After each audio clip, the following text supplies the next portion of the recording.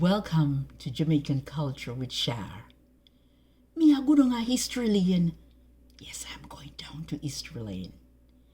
Unique and vibrant. Jamaican culture is unique and vibrant.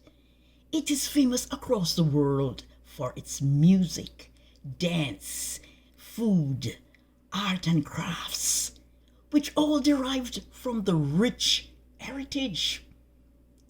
The culture diversity stems from the many different nationalities that landed on the island shores over the past several centuries.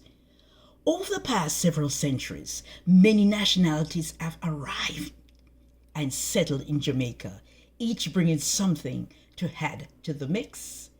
Located south of Cuba, Jamaica is divided into 14 parishes, and it is 4,244 square miles in area.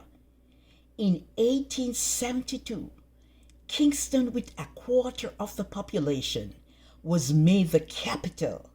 It is located on the southeastern coast of the island and is considered the culture capital. Yeah, man. If you find this informative, please like, share, and subscribe. And thank you for watching.